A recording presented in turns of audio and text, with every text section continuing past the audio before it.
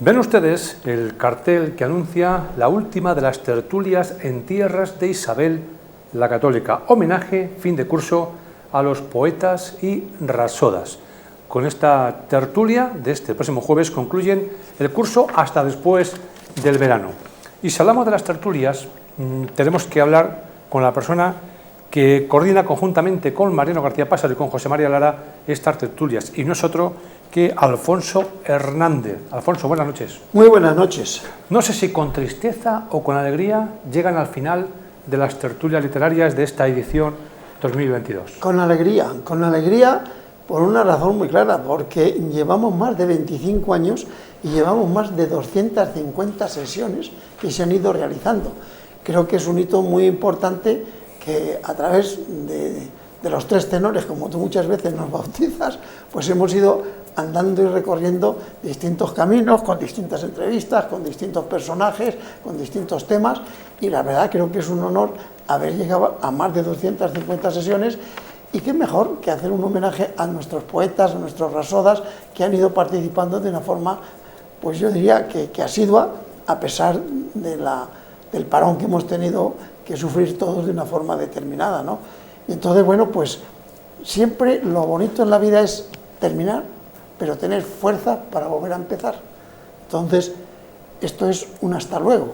En estas tertulias cerramos el curso, homenajeamos, pero no tenemos que olvidarnos de que realmente también tenemos la ruta de San Juan de la Cruz en el mes de agosto, tenemos pues, la Semana Renacentista, tenemos músicas, tenemos un montón de cosas muy participativas, y eso nos anima, que si no hacemos una cosa hay que hacer otra, pero es un terminar y un volver a empezar. A mí me consta que Alfonso Hernández no solamente participa en las tertulias, yo sé que además, pues el día 15 de agosto, la noche del 14 al 15 de agosto, va a estar esas noches veraniegas que tantos éxitos forman, ¿no?, las personas que sois itinerantes, ¿no?, por Medina. O, por ejemplo, también yo sé que hace poco has estado compartiendo esa tauromaquia lorquiana, ¿no?, también. O sea, no se puede parar, hay que estar en plena actividad y en pleno movimiento, y eso es lo bueno. Esto es, la vida es que nos da muchas... estamos viviendo unos momentos importantísimos, pero importantísimos, donde realmente tenemos que pensar de que ha habido un antes y un después.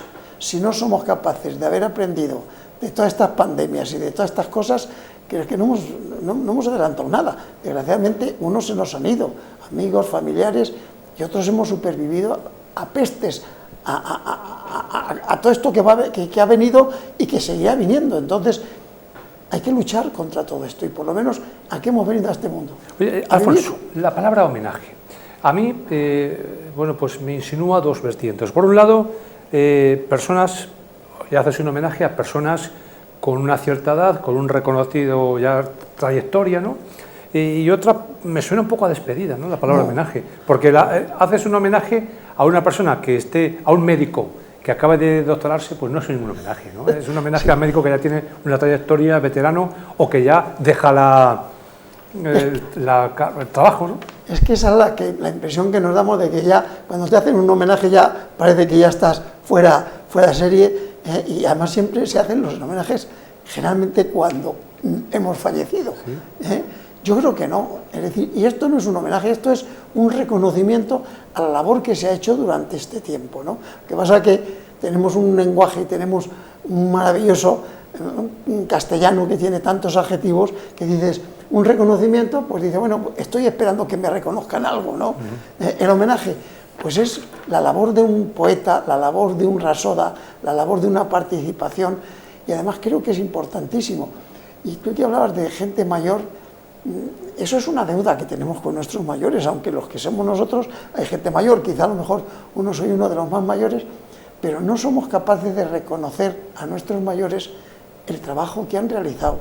Es decir, las culturas milenarias tenían un respeto muy especial por la gente mayor, y aquí da la sensación de que cuando eres mayor ya no sirve para un montón de cosas, te jubilan, te meten ahí fuera de uso, y a la residencia. Evidentemente la residencia es un recurso donde realmente no se puede estar, no te pueden atender en casa, pero tenemos que escuchar a los mayores, la experiencia, el conocimiento, la sabiduría, un montón de conceptos que hay que valorarlos.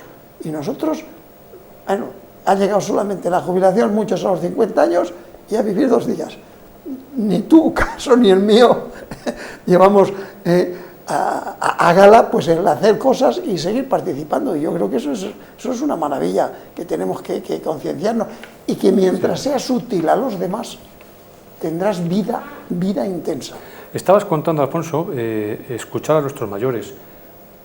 Yo creo que cuando uno empieza a cumplir años, más atención pone a lo que los mayores dicen, ¿no? Un joven de 18 años, pues lo que le dice por contar un mayor ni le va ni le viene, y piensa que con él no va. Cuando tienes 25 ya, con 35, con 45, con 55, y con 80, según vas sumando, y con 80. vas escuchando más a los mayores, porque te das cuenta, ¿no?, que además que hay una frase que viene bien, ¿no? Como te ves me vi, y como me ves te verás, ¿no? O sea que... Qué razón tienes, y es que es verdad, es decir, ver la vida con otra perspectiva.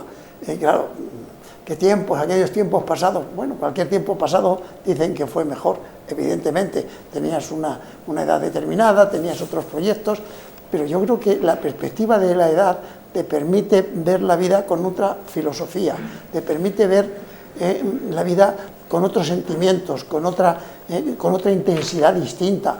No te acaloras tanto, contemplas las cosas de otra forma distinta, gozas muchísimo más el tiempo, porque el tiempo, este tiempo que esta noche estamos pasando, va a pasar y vendrá otro, pero esta noche es única, no va a haber, esto es maravilloso.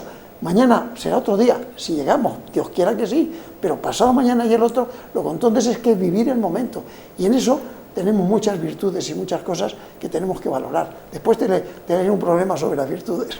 Alfonso, ¿dónde se empieza a ver la botella medio llena, medio vacía? Hay un momento que ves la botella, empiezas a beber, a consumir, y parece que nunca se acaba, ¿no? Pero hay un momento que dices, uy, a partir de aquí, ¿ya medio llena o medio vacía? ¿En qué momento de la vida uno se plantea la botella? Bueno, eso es la actitud. La actitud está en las personas. Si tú tienes una actitud positiva, yo siempre la veo medio llena. ¿La veo por qué? Pues porque la actitud de la vida para mí es una gozada poder vivir. Sufrimiento, pues ¿quién no ha tenido un sufrimiento? ¿Quién no ha tenido problemas? ¿Quién no ha tenido desgracias? ¿Quién no ha tenido pesadillas? ¿Quién ha tenido bueno, pues en la vida laboral, en la vida empresarial, en la vida, en todo? Pero, es decir, el don que nos han dado Dios es poder vivir, y vivirla es vivirla con pasión, con ilusión, con ganas, y sobre todo con compartir. Es muy importante el entorno que tú tienes. Si el entorno es positivo, tú ves la vida positiva. Si el entorno es negativo, es algo que realmente que te arrastra. Yo, por mis circunstancias, ya sabes que gestiono la residencia de Matamocelos, y me encanta 2 o 3 veces a la semana hablar con los mayores. ¿Cómo te lo agradecen? ¿Cómo les escuchas y explican sus batallas? ¿A quién se lo explican? A los que les escuchan. Esa es la realidad. Eso es, para ellos ya la botella está medio vacía, porque ya siempre viene un lamento, necesitan ayudas, pero mientras seamos útiles y podamos ser útiles a los demás, eso es la botella está llena, siempre. Yo recuerdo, ¿no?, hace unos cuantos años, que uno cuando es joven, ¿no?, pues pasa al lado de las esquelas y no las mira. Pero hay un momento que no sé en qué edad es, volvemos a un poco a lo de la botella llena o vacía, Claro. En el que empiezas a pararte y a ver las esquelas, ¿no?, al leer las esquelas. Sí. Y ya dices, bueno, aquí ya uno va cumpliendo años, ¿no? Cuando nos paramos a ver las esquelas, a ver si conocemos... Es curioso, y además yo lo observo en las esquinas aquí, en los soportales, cuando paso y veo las esquelas, veo el tipo de personas que se acercan a verlas. Ah, mira, es fulanito. Mira, oye, pues tenía 95. No, oye, pues fíjate, ha sido con 65 o 70. Claro, bueno, es una forma determinada en que pueda llegar. Las esquelas, yo siempre, si lo miras de otro lado, yo digo que antiguamente decíamos, ese ha dejado de fumar. Pero es que es la vida. Cada uno tenemos, yo creo que ahí hay una ficha que Dios nos ha asignado, en el cual un día determinado nos tenemos que marchar. Por eso tenemos que aprovechar cada instante y cada momento. Las virtudes. Sí, hay que aprovechar incluso porque muchas veces pensamos, bueno, a ver si llega el fin de semana para divertirnos, a ver si llegan las vacaciones para divertirnos. No, hay que divertirse en el día a día, precisamente el jueves. Si ustedes no tienen nada mejor que hacer, pues a las 8 de la tarde acuden al Centro Cultural Integrado para disfrutar de las tertulias. Seguramente que algo positivo van a sacar de concreto. Por supuesto, fíjate que vamos a ser los 10 o 12 tertulianos y poetas y rapsodas que van a recitar sus poemas o que van a buscar, el tema es libre, pero que cada uno, yo he dicho que cada uno, es decir, recite aquello que sienta con pasión, con emoción, puesto que, bueno, no es una despedida, sencillamente es un final de curso donde hemos pasado unos ratos muy buenos y vamos a abrir la puerta para otros. Entonces cada uno va a recitar libre, no sé lo que van a recitar cada uno, pero yo estoy convencido, yo sí que voy a hacer unas cosas, una especie de homenaje a ellos por una serie de circunstancias, un pequeño arreglo que he hecho, pero yo creo que ellos van a escoger seguramente o ese poeta que les ha motivado, o ese poema que ellos han realizado y que se sienten ilusionados con ellos. Esa es la grandeza, por eso es vivir el momento. Y el momento tiene muchas cosas positivas. Evidentemente, la vida es eso, sufrimiento, la vida es pasión, pero la vida se nos acaba. Entonces, todo lo que podamos aprovechar en esta noche, mañana será otro día. Y nos llegarán otras actividades, y nos llegará el jazz, y nos llegará el teorio, y nos llegará San Juan de la Cruz, y la Semana Renacentista, y montones de actividades que tenemos siempre en nuestra Medina del Campo, y en los pueblos, y las vaquillas, y los toros, y las ferias. Pero si es que es impresionante lo que tenemos, si es que no podemos mirar para atrás. Alfonso, ¿quién no va a faltar, por ejemplo, el próximo jueves? ¿Sabes? De los habituales tertulianos, ¿quién no va a faltar? De momento están todos. ¿Está confirmado la asistencia de todos? Está confirmada la asistencia plena y total. Y entonces, bueno, pues eso es una satisfacción tremenda de que tenemos ahí pues todavía una participación de gente que quiere. Y evidentemente, de los que yo conozco y habitualmente, pero queda la ventana abierta y la puerta abierta, que si hay alguien que se presenta con un poema y quiere decirlo, que sepa que lo puede decir libremente, sin ningún problema de ninguna clase.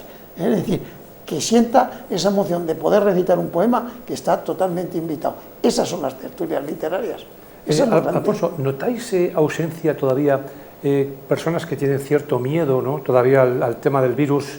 Yo por si acaso voy a esperar a la próxima tertulia por si acaso, ¿no?, porque a lo mejor todavía la cosa no está muy clara o no, así me voy a ser positivo, ¿no? Sí las hay porque claro, cada uno tiene su temor, cada uno tiene su forma. Bueno, pues todo lo que volvemos otra vez a la experiencia de la vida. El que ha tenido algún problema determinado en él, en la familia, pues qué duda cabe que es lógico que tenga su temor determinado. Bueno, hoy tenemos las mascarillas, hoy tenemos unas protecciones, tenemos unos geles, quiere decir que yo creo que en esto hay que respetarlo en estos momentos. Va a tardar en quitarnos esa sombra que nos ha ocultado durante este tiempo, ¿no? Hay que respetar a todo el mundo, y también hay muchas personas que tienen cierto miedo a publicar o a leer sus propios poemas. Y aquí en Medina tenemos muchos poetas que no se atreven a leer una cantidad de trabajos que han hecho extraordinarios. Y eso yo siempre les animo, pero claro, si ellos están, que no les entra, yo les he pedido, bueno, pues yo os lo leo, podemos leerlo, pero hay un cierto temor.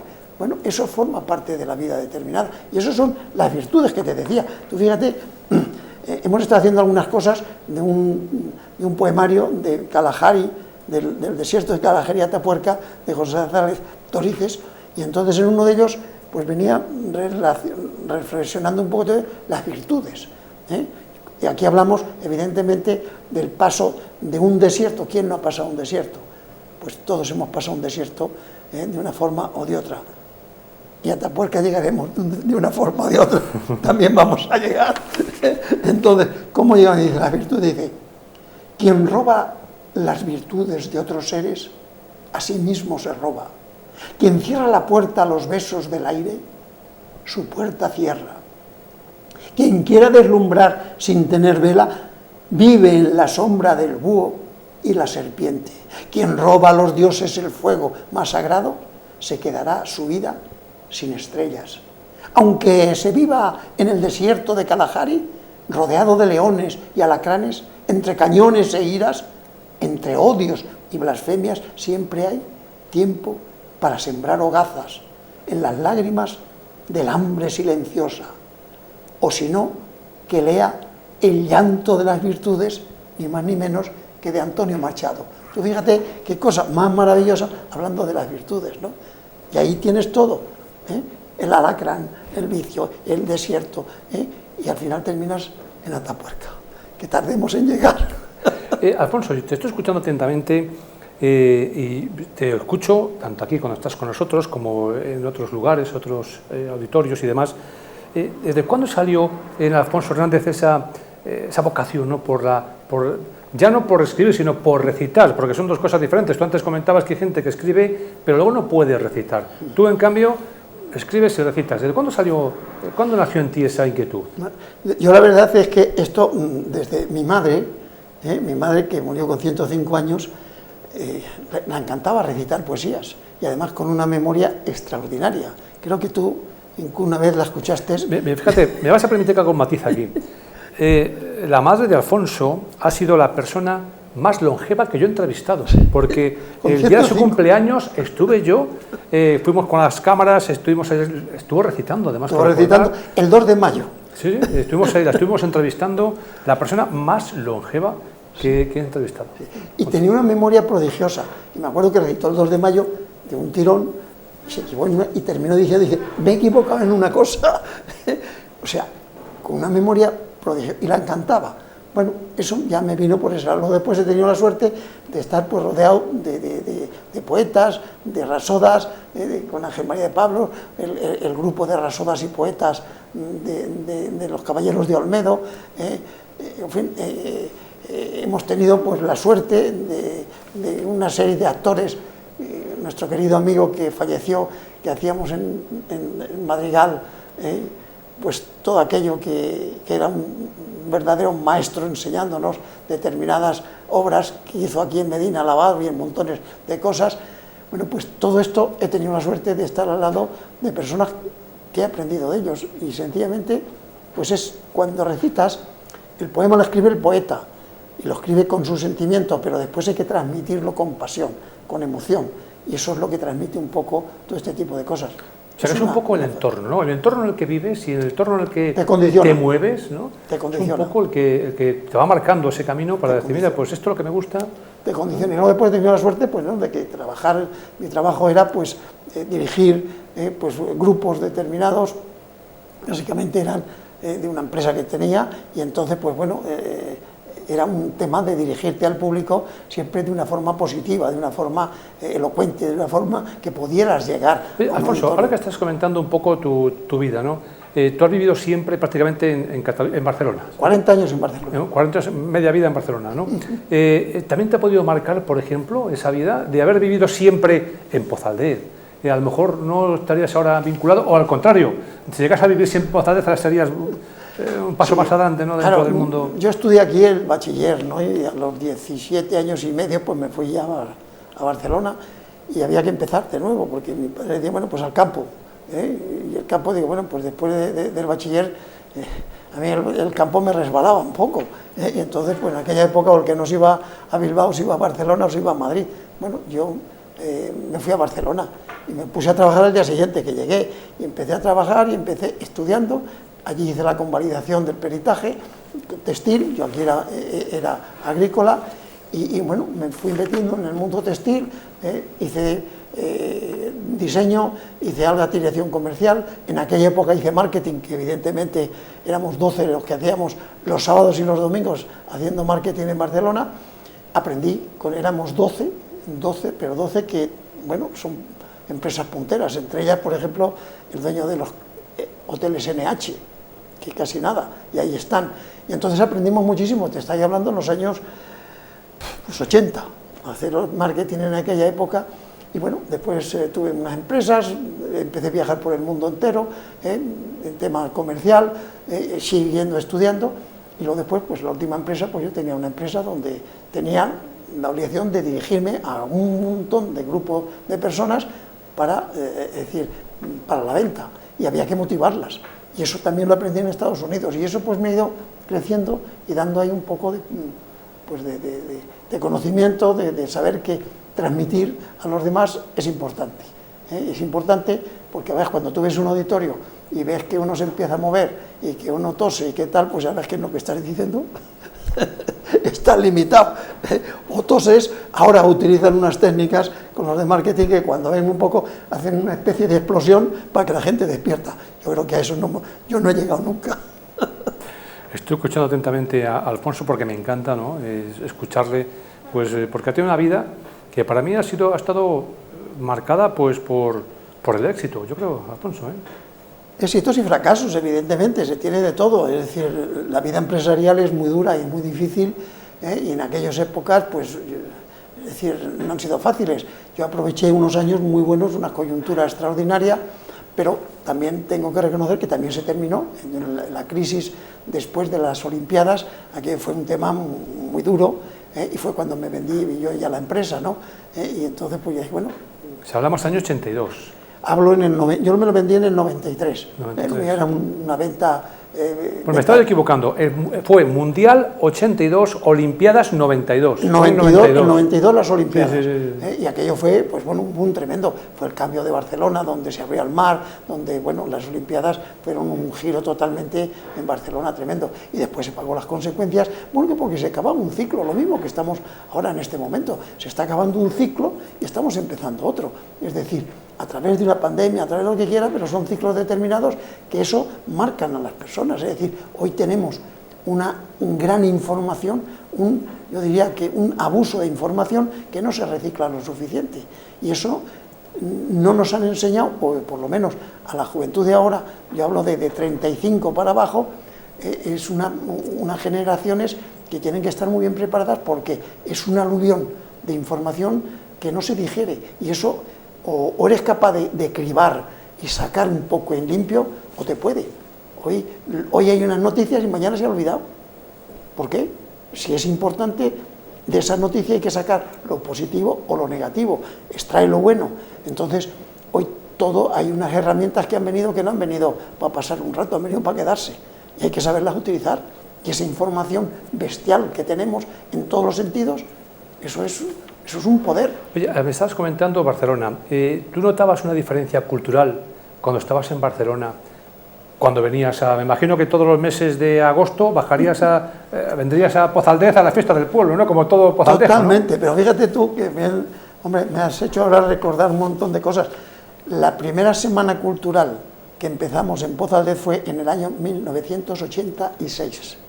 Y yo venía a pasar las vacaciones del verano, el mes de agosto, y empecé a organizar las semanas culturales que nadie sabía por dónde arrancaba, y empezamos la primera semana cultural en el 1986. Y me pasaba el verano haciendo actividades y haciendo cosas. O sea, había un adelanto en Cataluña que no había aquí en Castilla y León, en Valladolid, en Pozaldez. Sí. En aquella época, claro, Barcelona es una ciudad europea, es una ciudad donde había unas movidas culturales extraordinarias. Yo tuve la suerte de conocer montones de personajes y fue una maravilla porque era una eclosión mucho más que Madrid en aquella época, ¿no? Es decir, en todos los sentidos, en cultura, en pintura, en un montón de actividades, una eclosión industrial. Es decir, yo siempre digo, Cataluña no la sacaron los catalanes, lo sacaron los emigrantes, que llegábamos allí, comprábamos una vivienda, nos metíamos, nos hipotecábamos, hacíamos un montón de cosas, y evidentemente tenías que salir adelante. Si en la vida no te hipotecas, no luchas para pagar la hipoteca, que esta es una realidad. Mientras lo has heredado, no te vas a mover. Y entonces, todo eso que creció Cataluña fue infinidad de gente que vino de fuera a luchar de una forma determinada, y ahí creció. Después han venido los políticos y muchos de ellos lo han estropeado, pero peor para ellos. Pero aquello era otra forma. Pues ahora mismo tenemos que hablar de las tertulias, que es lo que nos ocupa esta noche. El próximo jueves, el lugar, ya vuestra casa, ¿no? La casa del Centro Cultural Integrado Isabel la Católica, a las 8:30 empezamos. O sea que empezamos a recibiros a partir de las 8 para ir montando, para ir salivando un poquito, e irnos preparando para empezar a recitar pues lo que cada uno traiga y que esté dispuesto a participar dentro de las tertulias literarias. Unas tertulias que han pasado por muchas sedes y ¿ahora es donde más a gusto estáis o anteriormente habéis estado también Empezamos donde es la antigua, era lo que es hoy la biblioteca, entrando a mano izquierda en aquella sala, Casa de Cultura. En la Casa de Cultura, ahí empezamos las primeras tertulias que habíamos hecho, y bueno, pues como hace 25 años, pues aquella ya es una historia que hemos ido recorriendo. Hemos hecho en distintas localidades también, hemos salido a hacerlas en distintos pueblos, pero ahí está. La importancia es que ahí los tres tenores todavía estamos aguantando. Y la última tertulia que tuvo lugar aquí en Medina fue justamente cuando la Feria del Libro, en el patio del Pozo, que llamamos patio del Pozo. Efectivamente. Ahí tuvo lugar la última tertulia, ¿no? Fenomenal. ¿Os estáis más cómodos en vuestra casa, en el centro cultural, o da igual Bueno, salir del centro cultural? Aquello era un tema muy determinado y entonces hablábamos de las ferias, hablábamos de la importancia de tener una semana de la Feria del Libro en Medina. Fue un fin de semana, creo que es importante, ¿no? Es decir, bueno, también he estado participando en la Feria del Libro de Valladolid, de Zamora, de León, quiere decir que nos hemos ido moviendo, pero bueno, es decir, un atril, un micrófono y un poema con un sentimiento en cualquier sitio, si lo puedes compartir siempre es bueno, y nunca mejor que el día 30, finales de junio, finales del verano, empezamos ya una nueva etapa para poder disfrutar. Pues jueves 30 de junio, último día del mes de junio, homenaje, fin de curso a nuestros poetas y rasodas, donde van a estar Alfonso Hernández, Mariano García Pásaro y José María Lara. No quiero que te marches sin que nos vuelvas a deleitar con otro poema, Alfonso. ¿Tienes algo preparado por ahí? Pues, antes has hablado de las virtudes, ahora ¿de qué vas a hablar? Algo por ahí. Pues no lo sé, pero, bueno, pues mira, voy a leer, mira, este mismo, se ha abierto por aquí, todo cambiará. Todo cambiará. Fíjate tú, estamos hablando desde el desierto de Kalahari a Atapuerca. En el desierto de Kalahari todo cambia. Lo que fue fértil ahora está agotado. Donde hubo agua, ahora llora el río. Donde hubo canto, ahora es un silencio. Los pájaros se fueron a otros valles. Todo cambia, como la camisa de las serpientes. El desierto de Kalahari nos obliga a cambiar. El ser humano es un nómada del viento. Vamos donde nos lleve el viento, donde nos deje el viento, donde nos defienda el viento. Las pandemias, las pestes son los látigos que nos hacen cambiar el pensamiento. Lo que ayer nos vestía, hoy no nos vale. Kalahari lo sabe, claro que lo sabe. Los dioses ya no son los mismos, ni los sacerdotes tampoco, ni las mezquitas, ni las iglesias. Somos tierra, parte de la tierra, tierra toda, donde navega el hombre y muere el ser. Qué grande. O sea, ahí navega el hombre y muere el ser. Por eso tenemos que seguir luchando como sea. Qué mejor forma de terminar esta entrevista que con estas palabras de Alfonso, esa lectura de Alfonso Hernández. Recuerden, este jueves a las 8 comienza todo lo que va a ser el espectáculo en el Centro Cultural Integrado. Última tertulia de la temporada en tierras de Isabel la Católica, con el lema homenaje, fin de curso a nuestros poetas y rasodas. Alfonso, gracias por venir y estaremos en contacto. Como siempre, muchas gracias y buenas noches.